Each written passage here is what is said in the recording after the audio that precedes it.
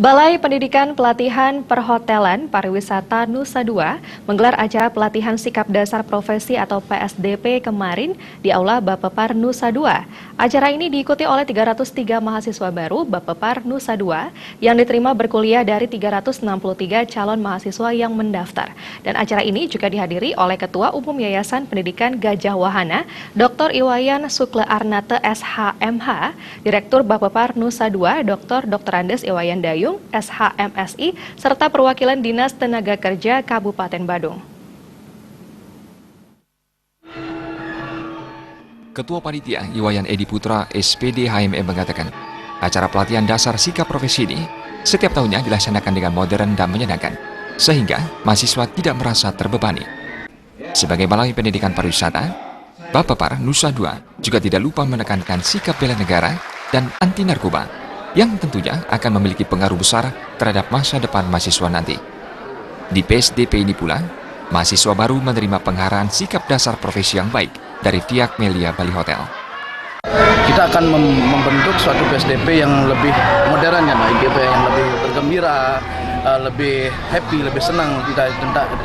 Tentunya tidak seperti dahulu yang dimana kita terlalu banyak digenjot seperti sistem-sistem tentara, ya. Tapi kita lebih menggunakan sistem yang lebih happy.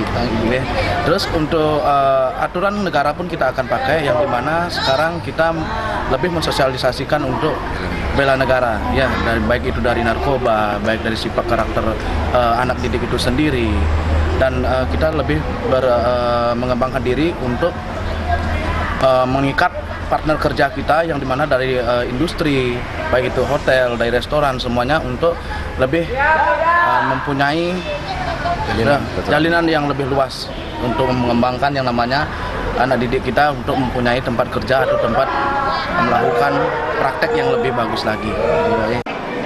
Di sini mengadakan suatu pelatihan, ya, untuk mempersiapkan semua tenaga-tenaga kerja yang siap kerja.